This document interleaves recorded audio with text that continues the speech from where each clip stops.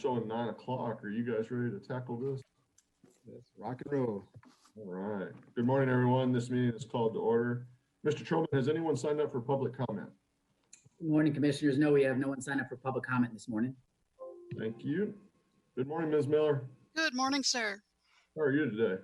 I'm doing very well. How about yourself? You know what? I'm doing good too. Thank you for asking.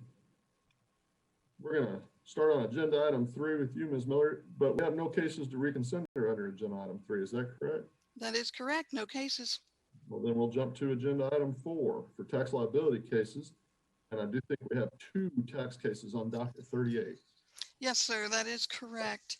The first case is TD-20-023-0320. Commissioner Demerson, I agree with staff recommendation.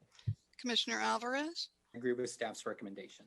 and Mr. Chairman. I agree with staff recommendation.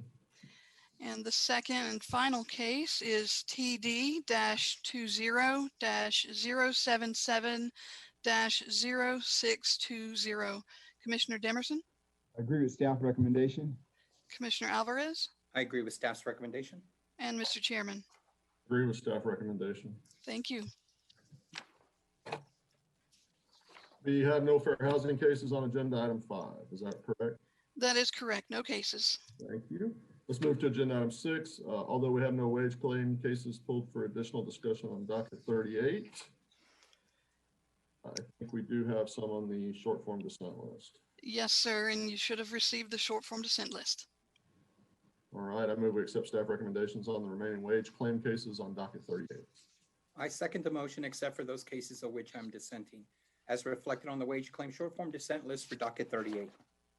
I concur with the chairman's motion except for the cases on which I am dissenting as reflected in the wage claim short form dissent list for docket 38. And the motion passes with the exceptions noted. Let's move to agenda item 7, consideration of unemployment insurance cases on docket 38. Senator, you can proceed when you are ready. Thank you. Case number 2460954, Commissioner Alvarez. The decision should be modified. I agree that since the claimant was in court all day with her foster son, she established good cause for her non-appearance. The decision on the underlying job separation should be reversed. The claimant made a complaint of sexual harassment. The validity of this complaint is clear from text message and evidence. Despite the fact that the employer is a temporary help firm and could have simply sent her on a different assignment, the employer proposed that the claimant leave their employment as part of the settlement. Because the employer proposed that the claimant leave employment, the job separation should be analyzed as a discharge. Making a complaint of sexual harassment is not misconduct. Modify the AT, claimant had good cause for her non-appearance, no misconduct, chargeback, void adequate response. The appeal tribunal decision should be modified. I do not contest the good cause ruling. As to the job separation, the greater weight of the evidence establishes that the claimant quit her job pursuant to a settlement agreement. The claimant's testimony indicates that she would not have been allowed to keep the proposed settlement money and still retain her job. However, the employer's testimony reveals that the claimant could have chosen to remain employed, although it would have likely resulted in a smaller settlement offer. Accordingly, it is reasonable to conclude that the claimant quit in order to secure a settlement agreement, while the option of remaining employed was still available, which constitutes quitting without good cause connected with the work. We should therefore modify the AT decision. The claimant had good cause for a non-appearance, voluntary leaving, no chargeback, sever adequate response. Modify the AT, claimant established good cause for AT1, voluntary leaving, no chargeback, sever adequate response. Short form dissent. Yes, sir. Commissioner Alvarez. Case number 2488889, Commissioner Alvarez. The AT decision should be reversed on the good cause issue. The claimant registered for the AT2 hearing online, but she accidentally made an error in entering one of her phone digits. She called back to correct the mistake and tried to participate in the hearing, but was not allowed to. In MS 30.00 of the appeals policy and precedent manual and appeal number 93-012042-10, 082-093, which holds that a party who has missed a hearing because they made a reasonable error and made a good faith effort to participate in the hearing had good cause for the non-appearance. The claimant tried to register for the hearing online and simply made an understandable typographical error. She tried, therefore, to correct the mistake. The claimant made a good faith effort to participate in the AT2 hearing, and her petition to reopen should be granted. Reverse the AT, claimant had good cause for their non-appearance at the AT2, and resubmit on the merits. The AT decision should be modified. The claimant did not have good cause for a non-appearance because providing the correct phone number when registering was within her power to control. I also agree that the employer had good cause for its non-appearance. As to the job separation, the claimant's refusal to perform work for which she had been hired and which she had performed before constituted insubordination and work-connected misconduct. We should modify the AT decision. The claimant did not have good cause for a non-appearance. The employer had good cause for its non-appearance misconduct. Reverse the AT. Claimant established good cause for AT2. Employer established good cause for AT1. Resubmit. Thank you. We will resubmit the case. Case number 2512741, Commissioner Alvarez. The AT decision is not supportable.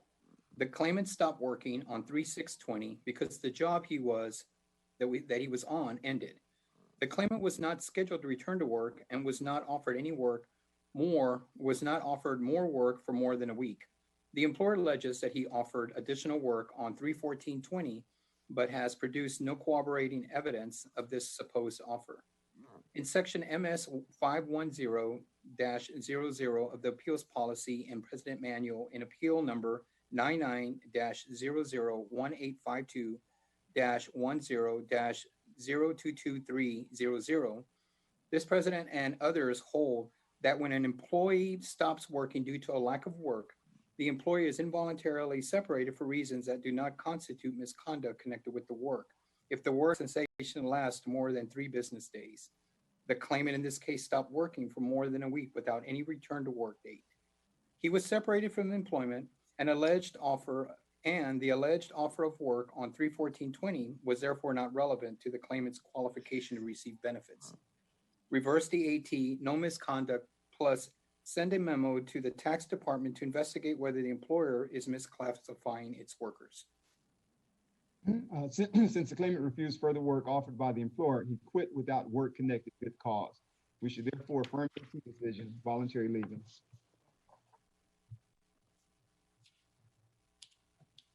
Reverse the AT. No misconduct. Short form, dissent, Chair. Yes, sir, Commissioner Demerson, I have your short form to send. Thank you. Case number 2523426, Commissioner Alvarez. Excuse me, can we go back to the previous case? Case number 2512741. Yes, ma'am. So I just, my ruling or my desired result was to again reverse the AT no misconduct. Plus, I wanted to make sure that we send a memo to the tax department to investigate whether the employer is misclassifying their workers. Yes, sir, I have note of the memo to the tax department. Great, thank you very much. Sorry. Thank you. No, thank you for checking. And then now proceeding to 2523426, Commissioner Alvarez. Yes, ma'am. The decision should be reversed. The claimant lived with his elderly parents who were at risk for developing severe illness if they contacted COVID-19. The claimant's reasons for leaving employment were urgent, compelling, and necessary. Reverse the AT, no disqualified, urgent, compelling, necessary. The claimant testified that he told his immediate supervisor that he was quitting effective immediately in order to comply with the government-issued stay-at-home orders due to COVID-19. As such, we should reverse the AT decision, no voluntary leaving, separation due to the disaster. I concur with Commissioner Demerson. Thank you. We will reverse that ruling. Due to the disaster, just to clarify. And I would agree to that as well. Thank you, sir. Case number 2523688, Commissioner Alvarez. The motion to rehear should be granted. The claimant quit after the employer, a nursing home, failed to provide a plan for safely dealing with COVID-19, and the HR director called the claimant insubordinate simply for asking for such a plan. The claimant has learned since her prior appeal that the nursing home has been closed by the state due to its unsafe operations. The case should be reheard to consider evidence that the state closed the nursing home for safety concerns. This evidence could change the outcome of the case by showing that the claimant was justified in being concerned about safety in the facility. Grant motion to rehear. We should deny the claimant's motion for rehearing. While the claimant offers new information, including information that's several years old, she offers no compelling reason for not submitting this information earlier. More importantly, the claimant does not explain how any of this information would change the outcome of the case. The claimant quit her job suddenly, immediately, and without notice by walking off the job without affording the employer an opportunity to address any of her concerns. Ultimately, despite citing various reasons for quitting, the claimant testified that she simply would not have quit if the employer had not called her insubordinate. None of the evidence she submitted even addresses this issue. Thus, because the claimant has not met the 3 required criteria, we should deny the claimant's motion for rehearing and leave the commission decision in full force and effect. Deny the motion for rehearing. Short form dissent? Thank you, Commissioner Alvarez. I have your dissent. Yes, ma'am. Case number 2533056, Commissioner Alvarez. The AT decision should be modified. I agree that the claimant filed a valid claim and an employer and as an unemployed individual. On the separation, the employer offered for all employees concerned about COVID-19 to resign without any negative consequences to their employee record, with reassurance that they would be paid their PTO and with the promise that they would be eligible for rehire. The claimant gave 2 days notice because of her concerns working in retail at the height of the pandemic. On her last day of work, the employer closed its stores due to the pandemic. The argument that the claimant resigned from her job is pure fiction. The employer obviously was aware when they offered the employees to resign that they would be closing their stores imminently. The claimant resigned in anticipation of an imminent and certain layoff and was involuntarily separated for non-disqualifying reasons. Modify the AT valid claim, no misconduct, bill reimbursing employer, void adequate response ruling. The AT decision should be modified. The parties agreed that the claimant resigned. Although the claimant's personal reason for quitting was compelling, it was without good cause connected with the work. We should therefore modify the AT decision, voluntary leaving, reimbursing employer not billed, sever valid claim, and adequate response issues.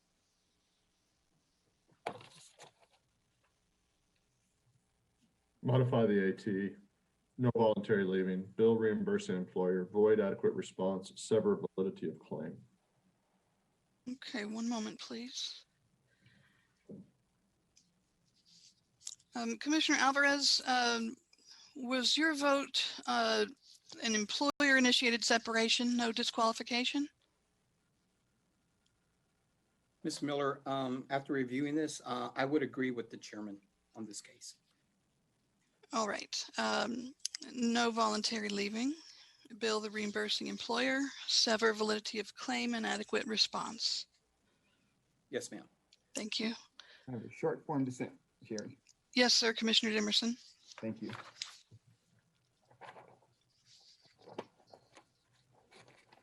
Case number 2534844, Commissioner Alvarez.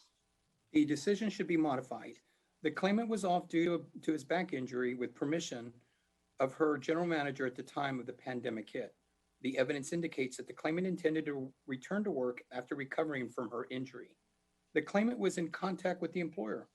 She was included in a Zoom call when employees were notified that the restaurant was closing due to the pandemic. The claimant was laid off due to the pandemic. Modify the AT, no misconduct, no chargeback, disaster. The AT decision should be affirmed. The claimant did not keep the employer apprised of her status, and she did not take adequate steps to protect her job. Thus, she quit without work-connected good cause. I will not agree to an MVI because the claimant's continued absence from work was not under the advice of her doctor. I also do not agree that this constitutes a disaster separation since the job separation occurred before the pandemic. We confirm the AT decision, voluntary leaving, no charge. Affirm the AT, voluntary leaving, no chargeback. Short form dissent. Yes, sir, Commissioner Alvarez. Case number 2547281, Commissioner Dimerson. The appeal tribunal decision should be modified. I do not contest the timeliness issue. As to the job separation, the claimant was discharged due to failing a drug test, which was a terminable offense under the employer's policy. Commission President requires that a 5-factor test be satisfied for a failed drug test to constitute misconduct, and that such evidence is sufficient to overcome a claimant's sworn denial of drug use. However, when the claimant heard about the drug test results, he thought no way and could not understand it. This is an expression of bewilderment, not denial. Absent a sworn denial, the greater weight of the evidence indicates that the claimant violated company policy and was discharged for work-connected misconduct. We should therefore modify the AT decision, timely claimant appeal, misconduct, no chargeback, adequate employer response. The decision should be reversed. The claimant's appeal period fell during the time frame that TWC was facing numerous issues caused by the pandemic.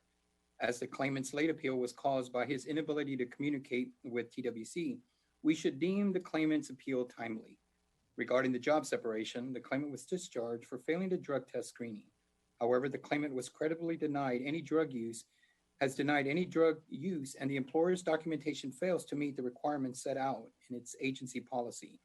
The drug screening documentation was missing elements in the chain of custody, was not signed by the MRO, and did not indicate any type of confirmation test performed. As the employer failed to meet the evidentiary requirements set forth by TWC, the employer's documentation fails to overcome the claimant's credible firsthand denial, and the employer has not shown misconduct. Reverse the AT, claimant filed a timely appeal, no misconduct, chargeback. Reverse the AT, timely claimant appeal, no misconduct, chargeback. Short form dissent. Yes, sir, Commissioner Dimerson. Thank you. Case number 2552744, Commissioner Alvarez. The decision is not supportable. The evidence establishes the payment was issued to the claimant as part of a contract negotiated prior to a separation. The claimant received the payment in exchange for shares he owned in the company. The payment is not disqualifying under the Act. Reverse the AT, severance ineligible, correction, eligible. I agree that the claimant severance disqualification should be reversed. We should reverse the AT decision, no severance disqualification. Reverse the AT, no severance disqualification. Thank you. We have a unanimous decision.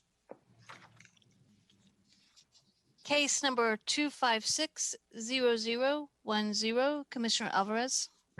The decision is not supportable. On June 16, 2020, the Commission took action to provide guidance regarding refusing offers of suitable work. Although this claimant was found to have a valid reason for refusing suitable work, as she was caring for her at-risk father, she was disqualified for the same period of time for being unavailable. Such ineligibilities effectively eliminate the protections provided through the June 16th guidance. The Commission should extend protections from ineligibility under Section 207.021A4 in circumstances where the individual has a valid reason for rejecting suitable work. The claimant's availability, ineligibility, and resulting overpayment should be reversed. Even if my fellow commissioners do not agree with reversing the claimant's ineligibility and overpayment, there is sufficient evidence to establish the ineligibility should be closed as of July 4, 2020. The claimant testified she was required to care for her at-risk father through July 1st, 2020, after which time she could return to work. The evidence also establishes the claimant suffered a back injury on June 12, 2020. The claimant was under a doctor's care and unable to work for a period of time due to this injury. A memo should be sent to UIO and CS to investigate the claimant's ability to work due to this injury. Reverse the AT, claimant is available for work, void overpayment, memo to UIO and CS. We should affirm the appeal tribunal decision. The claimant was not available to return to work because she was caring for her father. Her usual duties, working for the employer, a restaurant and a motel, were not tasks she could perform while working from home. While TWC has implemented exceptions to the usual rules related to refusing offers of suitable work based on the issues specified to COVID-19 and has paused the work search requirements for claimants, we have not adopted any exceptions to the requirements that claimants be able and available for work in order to receive benefits. Thus, because the claimant was not available for work, the open ineligibility and the resulting overpayment are fully supportable. We should affirm the AT decision. The claimant is not available for work beginning May 17, 2020, overpayment of $195, plus a memo to UIO and CS to investigate. Number one, closing the open period ineligibility, and number two, claimant's ability to work based on her injury. Modify the AT, claimant not available for work, May 17, 2020 through July 4, 2020. Overpayment, memo to CS to investigate claimant's ability to work. All right. I've documented the majority vote as not eligible, not available for work, 5/17/20, and through July 4th, 2020. Overpayment will need to be recalculated perhaps. And then memo to UIO and CS about ability to work. Commissioner Alvarez, did I get that closure date correct? Were you also July 4th, 2020? Let me check. July 4th or let me see. Yes, ma'am, you did. Got it. Okay, closing July 4th, 2020. Ms. Miller, so looking at the two responses from my commissioners, I will agree with the chairman on this case. All right, not eligible, May 17th through July 4th, 2020. Overpayment plus memo to UIO and CS. Yes, ma'am. Commissioner Demerson? I think that fits in line with what we expressed. Very well, we have a unanimous decision. Thank you.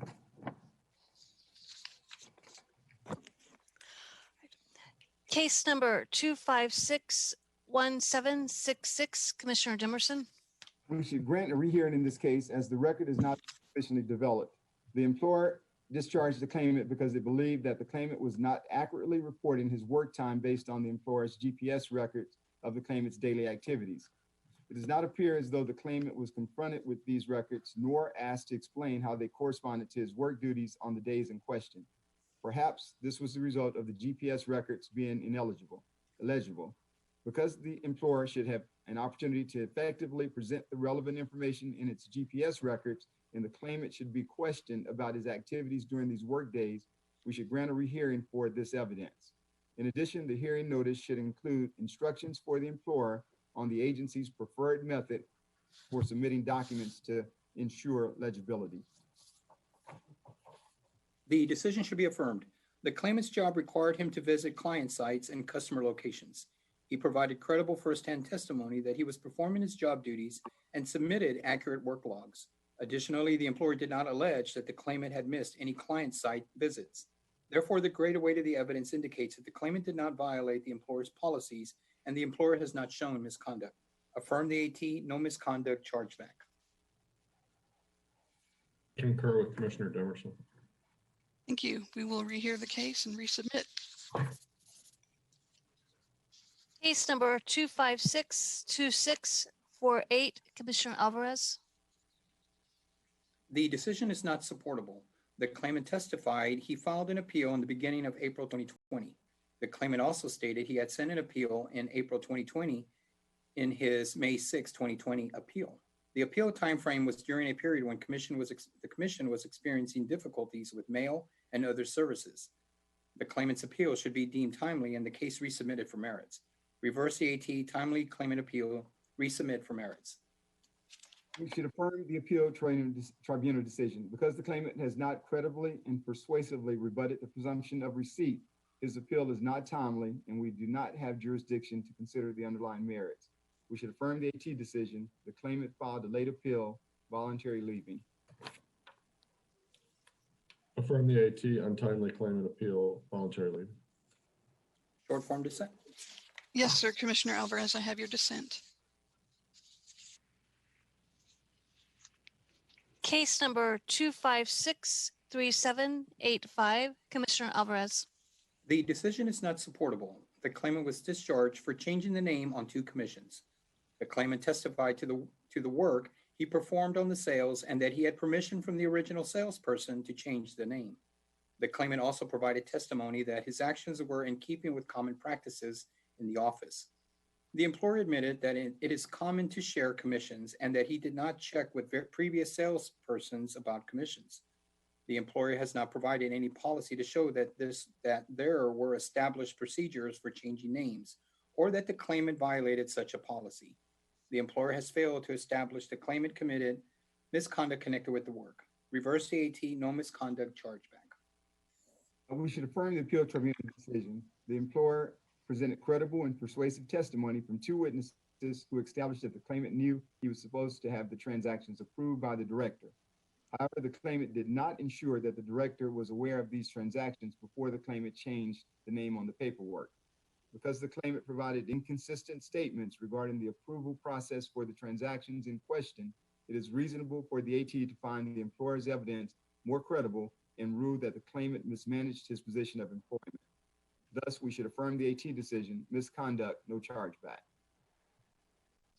Affirm the AT, misconduct, no chargeback. Short form dissent. Yes, sir, Commissioner Alvarez. Case number 2570204, Commissioner Dimerson.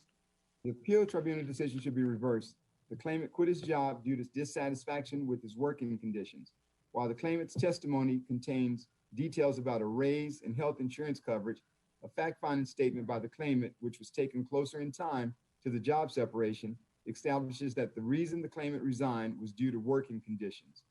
Indeed, the claimant's fact-finding reveals that even if the employer would have paid him what he promised and given him a raise, he still would have quit because of the working conditions.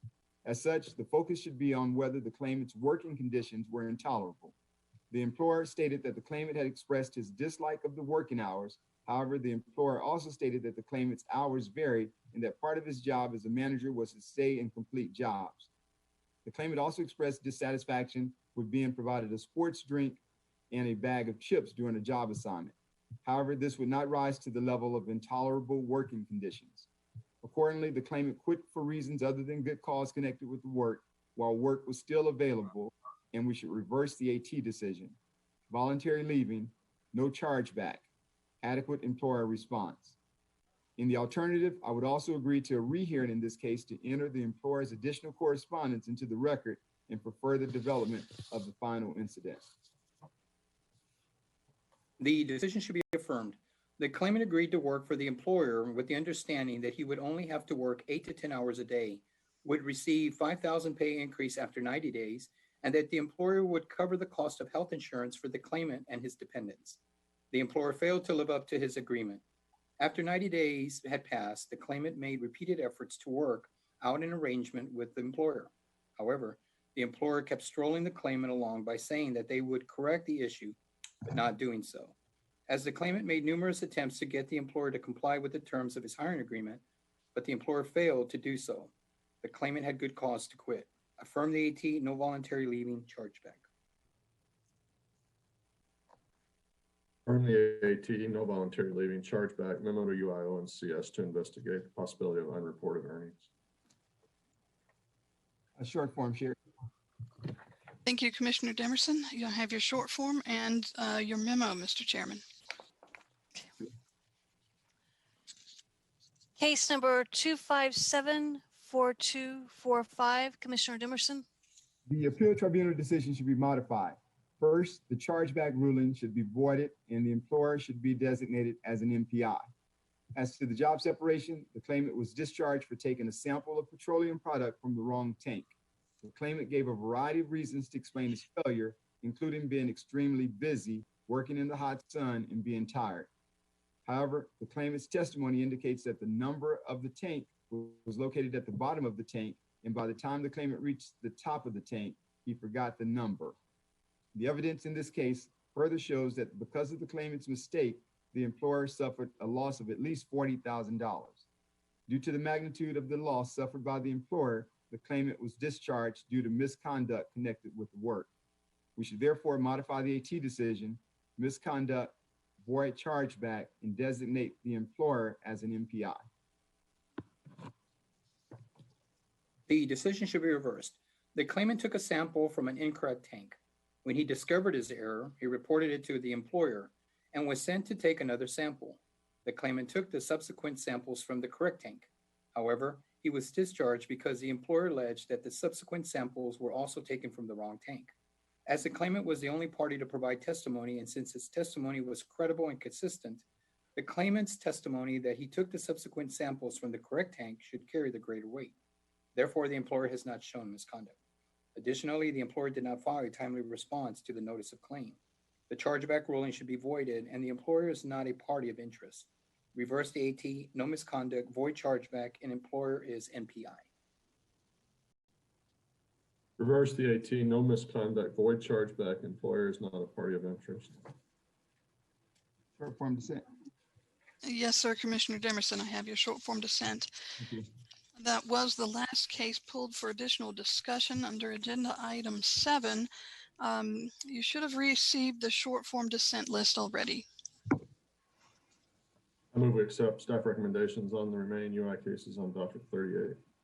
I second the motion except for those cases on which I am dissenting, as reflected on the UI short form dissent list for docket 38. I concur with the chairman's motion, except for the cases on which I'm dissenting, as reflected in the UI short form dissent list for docket 38. Motion passes with the exceptions noted. Thank you, sir. Well, thank you. This brings us to the end of agenda items 3 through 7. Let's pause for a few minutes to reset for the rest of the meeting.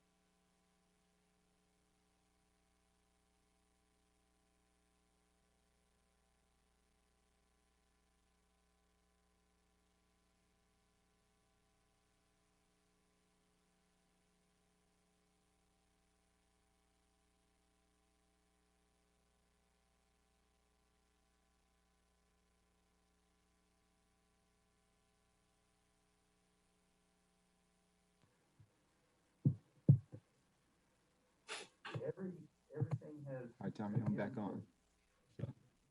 All right, we're back. Let's move to agenda item 8, discussion, consideration, and possible action regarding publication for public comment and proposed rules relating to the repeal of 40 TAC Chapter 841 and new 40 TAC Chapter 840, new 40 TAC Chapter 842, and new 40 TAC Chapter 802.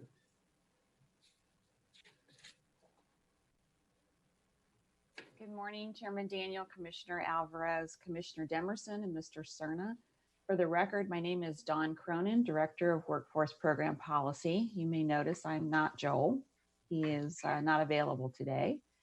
TWC's Chapter 841 Workforce Investment Act rules set forth provisions related to the maintenance of a one-stop delivery system, training provider certification, non-discrimination and equal opportunity, and appeal provisions for denial of local workforce development area certifications. On March 17th, the Commission approved the policy concept outlining the repeal of TWC's Chapter 841 Workforce Investment Act rules to eliminate rules that are specific to implementation of the Workforce Investment Act, and to update and maintain in new and existing chapters elements of Chapter 841 that remain relevant to agency operations. The rules package before you today contains the proposed rules for the chapters that were tabled during the September 8th Commission meeting. The repeal of Chapter 841 Workforce Investment Act, new Chapter 840 on eligible training providers, new Chapter 842 on WIOA non-discrimination and equal opportunity, and new Chapter 802, Subchapter J, Local Workforce Development Area Appeals. This rule package was tabled to allow staff an opportunity to make changes to Chapter 840, eligible training providers, to address comments and feedback received during the September 8th Commission meeting. Staff is seeking approval to post the proposed rules in the Texas Register for public comment. Staff further requests the ability to make non-substantive technical corrections prior to submission to the Texas Register. That concludes my presentation, and I'm happy to answer any questions you might have. Your questions? No, Chairman. None here. Do we have a motion? I move that we publish the proposed rules to the Texas Register regarding the repeal of Chapter 841, the creations of Chapter 840 and 842, and the amendment of Chapter 802 as discussed. Second motion. It's been moved and seconded. We're unanimous. Thank you. Thank you. To agenda item 9, discussion, consideration, and possible action regarding business enterprises of Texas, customer satisfaction survey and cost analysis report to the governor and legislative budget board as provided in the General Appropriations Act. Good morning, Commissioners. Mr. Cerna. For the record, I'm Mike Hooks with the VR Division. Today, I submit for your consideration the 2020 Business Enterprises of Texas Customer Satisfaction Survey and Cost Analysis Report. This report, if approved, to be submitted to the LBB and the Office of the Governor pursuant to TWC Rider 37 as a part of TWC performance reporting for the BET program for the 2021 biennium. This year, the survey was unusual due to the pandemic. It was conducted for a condensed period from August 3rd to August 14th. The adjustment resulted in 25 of the 46 available agencies responding and 1,881 customer responses, frankly better than we thought considering that most people were at home. The response is down considerably from last year. However, we were able to gain some insight through the survey as to the effects of the pandemic on the BET program by the introduction of some new questions to the survey to survey the effects of the COVID-19 pandemic. As well as maintaining some of the regular questions from prior years to keep our trend analysis going. Some of the observations based on survey responses include respondents reaffirming that bringing food from home was the largest competitor to sales in BET food service facilities. Over 48% of all the respondents noted that they would not be comfortable dining in food service and BET food service facilities due to the pandemic, primarily due to concern about crowds indoors, but also indicated some safety measures that, if implemented, would help alleviate some of their concerns. Also, over 62% of the respondents noted that they will be more likely to bring cooked food from home in the wake of the pandemic. So we've got work to do from what we've learned on our businesses as we move into the future. Today, we're seeking the Commission's approval to present this report to the LBB and the Governor. That completes the information I have to present. I'm certainly open to any questions you may have. Comments or questions? No, sir. Mike, just one quick question. The survey was from August 3rd to August 14th. What's your time period normally for survey? How long do you allow folks to do that? The time period normally is a 1 month period. We do it for 30 days. It's more involved normally where you have posters up in the facilities and there's a lot more procedure to it. In this case, this was purely a virtual survey, if you will. We used SurveyMonkey and it was all done by email. Okay, thanks. No other questions here. Do we have a motion? Chairman, I move that we approve Business Enterprises of Texas Customer Satisfaction Survey and Cost Analysis Report 2020 for submission to the Governor and the Legislative Budget Board as recommended by staff. A second. It's been moved second and we're unanimous. Let's move to item 10, discussion, consideration, possible action regarding adoption of rules relating to Untitled Chapter 815. Good morning, Chairman Daniel, Commissioner Alvarez, Commissioner Demerson, and Mr. Cerna. For the record, I am Jason Stolinsky, RID Policy, Planning, and Prosecutions. Before you today is a proposal to amend the Chapter 815 Unemployment Insurance Rules to address the Emergency Unemployment Insurance Stabilization and Access Act of 2020, also known as UISA, and the Coronavirus Aid, Relief, and Economic Security Act, otherwise known as the CARES Act. The rules before you address areas including waiver and adjudication of federal extended unemployment compensation overpayments, employer notification, and extended benefits. These rules also create a new subchapter G in Chapter 815, which covers program coordination, appeals, waiver, overpayments, and fraud under the CARES Act. The proposed rule is posted for public comment in the Texas Register. One comment was received. The commenter provided 4 points in favor of the proposed rules and 2 against. In favor, the commenter supported making the rules generally applicable, including those for extended benefits, the waiver provisions, and the clarity subchapter G provides. We appreciate these points in response. For points against, first, the commenter does not support removing the presumption of financial hardship. The commenter suggested instead our rules presume financial hardship after 26 weeks of regular state unemployment benefits. Our response notes that this is problematic as not all claimants are entitled to 26 weeks of benefits. Neither the number of benefit weeks nor the financial hardship factor itself are solely dispositive when determining a waiver. One of our goals with these proposed rules is to make them more generally applicable. Part of making these rules generally applicable requires incorporating flexibility for the different programs involved and other situations that may arise. Second, the commenter also believed the rules provided for a reduction of extended benefits during a high unemployment period. Our response clarifies that the proposed rules governing extended benefits during a high unemployment period do not result in a decrease in benefits and are required by federal law. Therefore, no changes have been made in response to these comments. The U.S. Department of Labor did not identify any conformity issues with the proposed rules. As a result, there have been no changes between the proposed rule as published in the Texas Register and what is before you today. Staff seeks Commission action regarding the adoption of these rules as included in your notebooks and published on the agency's website. If these rules are adopted, staff requests the ability to make minor non-substantive changes to the document in order to comply with publication requirements of the Texas Register and the Texas Secretary of State. I am here this morning as a resource if you have any questions. Any comments or questions? No, sir. None here. Do we have any motions? I move that we adopt the proposed Chapter 815 rules relating to the EUISAA and the CARES Act as previously published in the Texas Register, with permission for staff to make minor non-substantive changes. Second the motion. It's been moved and seconded. We're unanimous. Thank you. Thank you. This is item 11, discussion, consideration, and possible action regarding approval of Adult Education and Literacy Advisory Committee membership. Good morning, Chair Daniel, Commissioner Alvarez, Commissioner Demerson, and Mr. Cerna. For the record, my name is Mahalia Baldini with Adult Education and Literacy. Senate Bill 307 of the 83rd Texas Legislature regular session required TWC to establish an Adult Education and Literacy Advisory Committee. The advisory committee must not be composed of more than 9 members and must include at least 1 representative of the business community and 1 representative of a local workforce development board. Additionally, TWC Chapter 805 Adult Education and Literacy Rule allows for the appointment of members to an additional 2-year term. 1 committee member, Mignon Lawson, Director of Adult Education at Abilene Independent School District, served a term which ended in June of 2020.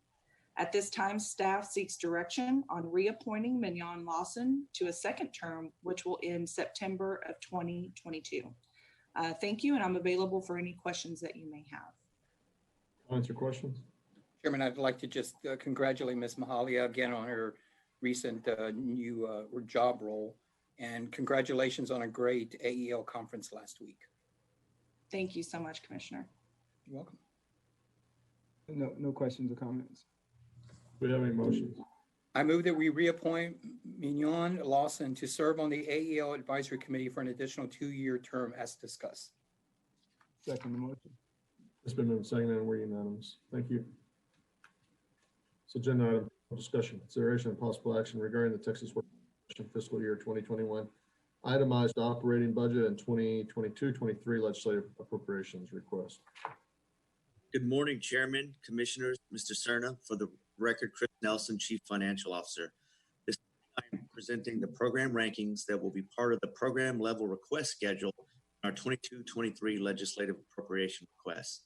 The program level request instructions issued by OBB as part of the 22-23 instructions require agencies to rank programs by priority.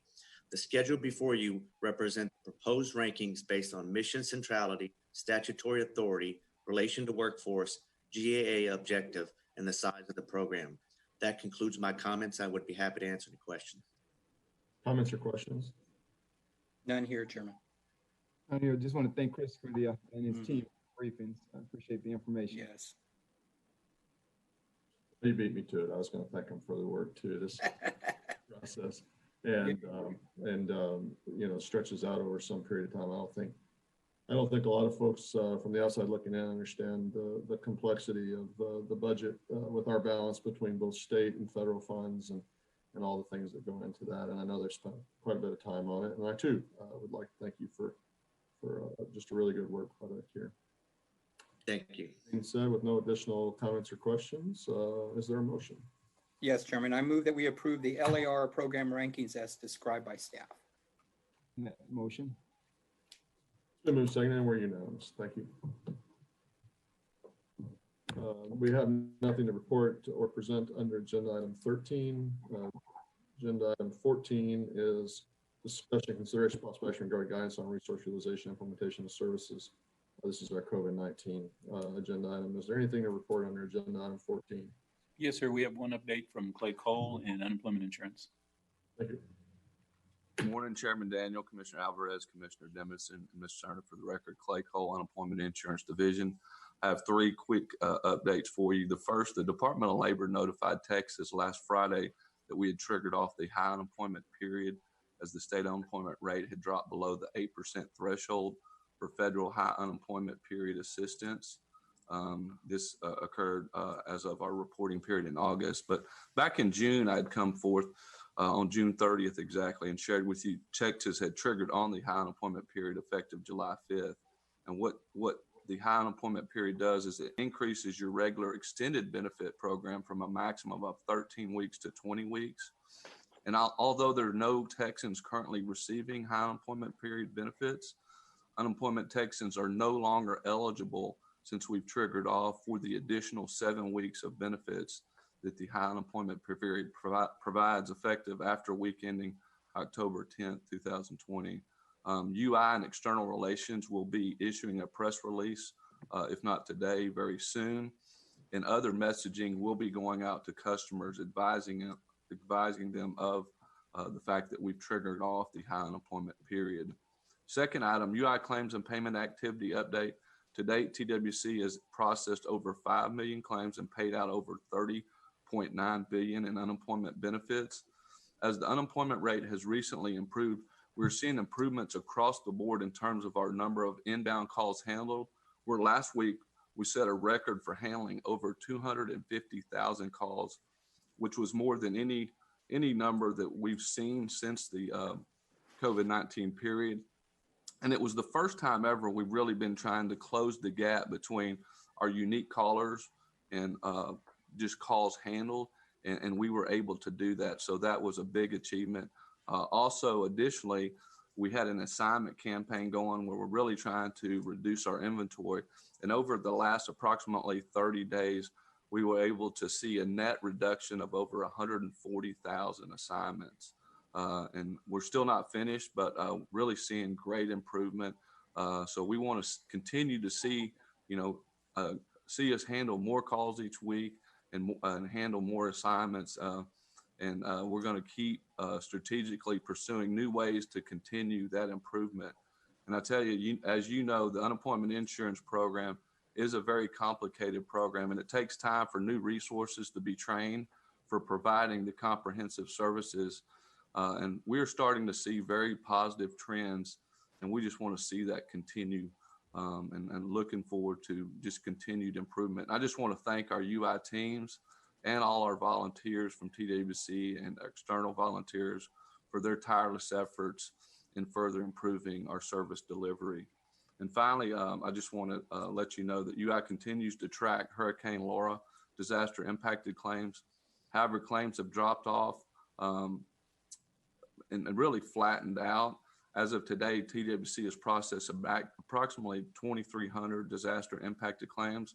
However, there has still not been a disaster declaration made for individual assistance, which triggers the disaster unemployment assistance benefit. So we'll continue to monitor in case there is a disaster declaration made for Hurricane Laura. And this concludes my update, and I'll be happy to answer any questions you might have. Thank you. Any comments or questions? Chairman, I'd like to also take this opportunity to thank Clay and the UI team and the external volunteers for all the work they've done. Not only are we facing COVID-19, but as expressed by Mr. Cole, we're also dealing with individuals that have been affected by the hurricanes and recent heavy flooding. So thank you, Clay. Please extend that thank you to your team. Just want to let you know. Thanks, Commissioner Alvarez. You're welcome. Very welcome. And similar to Commissioner Alvarez's comments, just Clay, Lachey, Chris, and the entire team work that you guys are doing. We don't take it for granted. Similar to Chris with the budget, it's complex, and we appreciate what you're doing day in and day out, especially for the employers of the state. Thanks, Commissioner Demerson. I have a question. I just want to clarify. So on your first point regarding the additional unemployment benefits that have been triggered by our unemployment rate, now that it's fallen to the 6.8, that triggers off. That's not a discretionary thing that we have, right? That is a trigger, and it's either on or off. That's it. That's exactly right, Okay. Chairman. I do encourage you, and I know you said so, but I do encourage you to make sure all relevant parties know and understand what's going on there. There's so many different things happening as a result of, as Commissioner Alvarez pointed out, some hurricanes, certainly the COVID-19 pandemic. We've got new programs and old programs and unexpected programs and unfamiliar programs. And I just want to make sure that everyone's able to keep that in context who's not as well versed as perhaps we are in having to monitor this situation. So this is one of those moments. I've probably taken this moment multiple times during this time period. This is one of those moments where I do not believe you can communicate too much. And I would encourage you to do that. I also wanted to say that, your discussion on phone calls answered and some things related to volume, I would note that our numbers are not necessarily down right now. They've been consistent and consistently high, not peaking like they were in April, but we've seen consistent high numbers for what appears to me to be about the last 60 days. And so your report on number of calls answered and certainly number of assignments concluded would indicate real progress toward whatever backlog we might be experiencing. And to me, it indicates you finding new strategies to deal with what remain sort of unexpectedly high initial claims and claims paid. And so I appreciate your crew continuing to grind out new solutions to what are now seem like old problems. I hope you'll keep up that level of ingenuity and innovation, because I think that nimbleness and that flexibility will help us continue to meet the needs of Texans. And I want to ensure that we continue to meet the needs of all the Texans out there who are working with the Workforce Commission right now.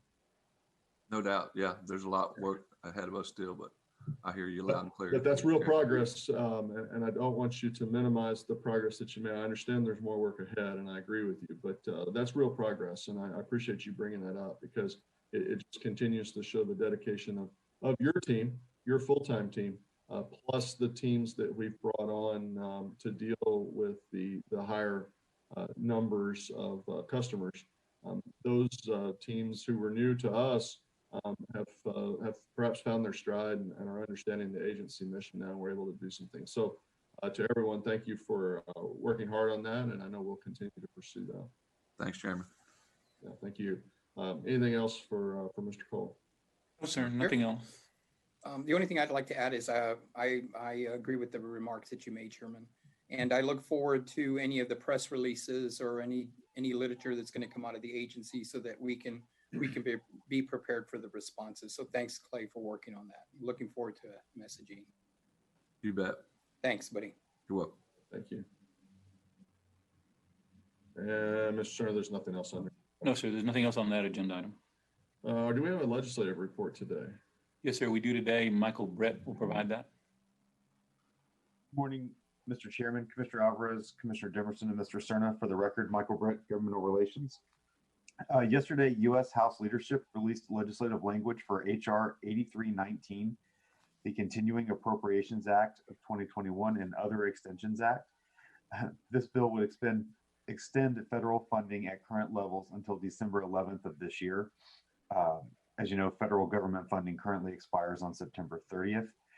The U.S. House is expected to take up this measure this week, and then it will go to the U.S. Senate for action. Also this week, we will be monitoring the U.S. House Education and Labor Committee's hearing on Thursday at 9:15 a.m. During that hearing, they will mark up H.R. 8294, the National Apprenticeship Act of 2020. That concludes my remarks, and I'm happy to answer any questions you may have. Any comments or questions? Thank you for the report, Michael. On here. Thank you. Thank you. All right, Mr. Cerna, anything additional to report? No, sir, nothing to report. All right, thank you. Is there any other order of business that needs to come before the commission? Not here, Chairman. Chairman, I have a quick question. Yes, sir. I wanted to, I know unemployment rates have gone down, and that's great as we safely and strategically reopen. And good to see that we're about 2 percentage points below the national average. In terms of the number of jobs posted on our website, what is that number? Are we still advocating, talking about that number that's out there? I know it used to be about 500,000 jobs that are available. Is that still being marketed? The number, as I understand, the number is slightly higher than that. Mm-hmm. Plus, in addition, we're reaching out to other job matching sites as well as other solutions to bring additional jobs both into our system and then just make them available to our job seekers. But the number is a little bit higher than what it had been running. So there has been an increase in the number of postings. Okay, so I'll be paying a particular attention to that in the sense of making sure that those employers are matched with a skilled labor force that's out there, so that we can actually make sure that those jobs that are posted, folks are going into those positions. So thanks for that information, but just know I'll be paying attention to that, because I want to make sure that those employers are getting folks into those jobs. Yes, sir. Thank you. You know, I think Commissioner Demerson hits on a good point here. Mr. Turner, would it be possible for someone from Workforce Division to bring a report at our next commission meeting to speak to what Commissioner Demerson just referenced in terms of job matching efforts? And then additionally, in the same report, I think it's probably time for us to do a little check on where our skills enhancement efforts are with some of the trainings. I think those are related. So if it works out schedule-wise for the next commission meeting, a report and update on those two topics, I think would be pretty useful. Yes, sir. I'm smiling because I'd already talked to Courtney about providing an update at the beginning of October. It seems like a good benchmark on all of our workforce activity, both skills training, the call centers, the job postings, the additional efforts with outside job matching sources, as well as our own efforts to enhance work in Texas. So yes, sir, we will do that at the first meeting in October. Thank you. Anything else for Mr. Serna? No. Do we have a motion to adjourn? Chairman, before we adjourn, I'd just like to thank, everyone at the agency. I mean, it's good to hear that the unemployment rate right now is at 6.8. We have over 699,000 job openings or listings on our WIT. That's amazing. And so I just want to thank everyone before I close and motion to adjourn. I just wanted to take this opportunity to thank everyone who's listening in and everyone, our extended family, for all the work that they've done. Just wanted to say that before I adjourn. And I look forward to hearing on Thursday, HR 8294. I look forward to hearing the results of that committee hearing. So thank you for that, allowing me to speak. I think that was a motion, so I'm going to second that motion to adjourn. Well, the motion is to adjourn. I apologize. I motion that we adjourn. I heard it loud and clear, even if you didn't say it. That's right. It's been moved and seconded to adjourn, and I think we're unanimous on that, and so we're adjourned.